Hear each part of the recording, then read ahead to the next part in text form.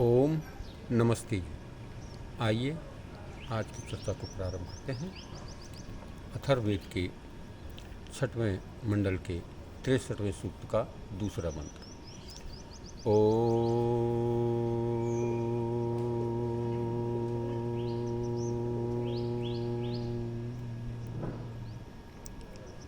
नमोस्तुते ते निरते तेजो यस्मयान्विचित्ता बन्धपाशान् यमो मह्यं पुनरित्वां ददाति तस्मै यमाय नमोस्तु मृत्यवे। हे तेजस्वी विपत्ति, तुझे मैं नमस्कार करता हूँ। तू मेरे फौलादी कठिन बंधनों को भी काट देती है। कठोर अनुशासन पालक यम मेरे सुधार के लिए तुझे बार बार भेजता है। उस मृत्यु रूप यम को मेरा नमस्कार है। देखिए, बहुत ही सुंदर चर्चा इस मंत्र में की गई है और बताया गया है यहाँ पर जो भी परेशानियाँ विपत्तियाँ हमारे जीवन में आती हैं उसके लिए नमस्कार किया गया है, उसको स्वीकार किया गया है। विपत्ति को हमें स्वीकार करना चाहिए। और कठोर अनुशासक शासक यम यानी परमात्मा, यहाँ पर कठोर रूप से इसको बताया गया है कि कठोर रूप परमात्मा हमें क्या करता है, हमारे जीवन में सुधार के लिए इन दुखों को, इस विपत्ति को बार बार भेजता है। जीवन में बार बार कष्ट आते हैं, दुख आते हैं।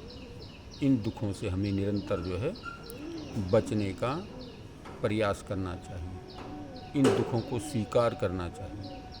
उस मृत्यु यम को मेरा बारंबार नमस्कार है। उस परमात्मा को हम बारंबार नमन करते हैं। क्यों करते हैं? कि वह हमें हमारे जीवन के सुधार के लिए बार बार इस विपत्ति को भेजता है और विपत्ति से सीख लेकर के हम अपने जीवन को सुधारने का प्रयत्न करें, प्रयास करें। तभी जीवन की जो है साधना सिद्ध होती है। विपत्ति का आह्वान करने वाले इस भक्त की भावना क्या हो सकती है, यह विचारणीय विषय है। विपत्ति जीवन का वह पक्ष है जिसकी उतनी ही आवश्यकता है जितनी की संपत्ति अर्थात सुख की। इस प्रकार से विपत्ति भी हमारे लिए उतनी ही जरूरी है जितना कि सुख जरूरी है। उतनी ही विपत्तियां, कष्ट, परेशानियां भी जरूरी हैं। उनसे हमें जो है हमारे जीवन में सुधार के लिए प्रेरणा मिलती है। सुख दुख तो जीवन का एक स्वाभाविक चक्र है, निरंतर चलता रहता है। जिस प्रकार से सर्दी, गर्मी, वर्षा, वसंत, हेमंत, पतझड़, ये ऋतुएं निरंतर बदलती रहती हैं, निरंतर आती रहती हैं। ठीक इसी प्रकार से जीवन में सुख दुख भी आते जाते रहते हैं। हमें इन सुख दुख विपत्तियों से विचलित नहीं होना है, घबराना नहीं है। इसलिए इस विपत्ति को भी यहाँ पर नमस्कार किया गया है, प्रणाम किया गया है कि विपत्ति तो हमारे जीवन को सुधारने के लिए हमारे जीवन में आती है। इसलिए हम तुम्हें बारंबार प्रणाम करते हैं, नमस्कार करते हैं। तो इसलिए जो इस प्रकार से विपत्ति को समझ लेता है कि सुख और दुख निरंतर दोनों भाई हैं, निरंतर आते जाते रहते हैं, तो वो व्यक्ति फिर कभी उद्विग्न नहीं होता, परेशान नहीं होता, दुखी नहीं होता, कष्ट नहीं होता, उसको कष्ट प्राप्त नहीं होता।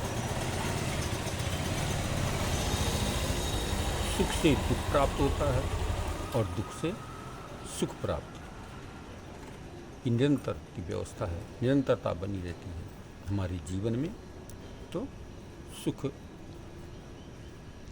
जीवन का हमारा अभिन्न अंग है। दुख, इस दुख से हमें जो है कभी विचलित नहीं होना है, चिंतित नहीं होना है, परेशान नहीं होना है। हम अपने जीवन को श्रेष्ठ और साकार करने के लिए इस विपत्ति को स्वीकार करें, इसको नमस्कार करें, तो हमारा जीवन सफल और सार्थक हो जाता है।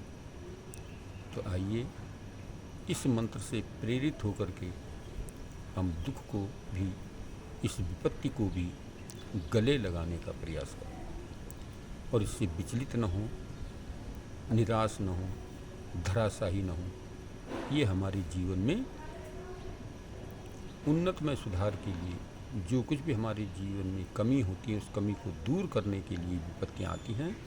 इसलिए इन विपत्तियों से हम विचलित न होकर के अपने जीवन को संभालने, सुधारने का प्रयत्न करें और इसको स्वीकार करें। जो इसको सहज स्वीकार कर लेता है वो फिर दुख को, विपत्ति को विपत्ति नहीं समझता। महर्षि दयानंद जी के जीवन में अनेक प्रकार की विपत्तियाँ आई, लेकिन उन्होंने उनको सहज स्वीकार किया। यहाँ तक कि जहर पी कर के भी उन्होंने जो है उसको सहज स्वीकार किया और परमात्मा की इच्छा पर निर्भर करते हुए अपनी अंतिम जीवन लीला भी जो है इसी प्रकार से समाप्ति की। तो ये हमारे जीवन का अभिन्न हिस्सा होना चाहिए। हमें कभी भी जो है दुख से घबराना नहीं चाहिए। तो आइए हम इस मंत्र से प्रेरित होकर के अपने जीवन को सुंदर और श्रेष्ठ बनाने के लिए इस विपत्ति को स्वीकार करें, नमस्कार करें और इससे अपने जीवन में सुधार करें। आइए आज की चर्चा को यहीं पर विरमित करते हैं। ओम शांति।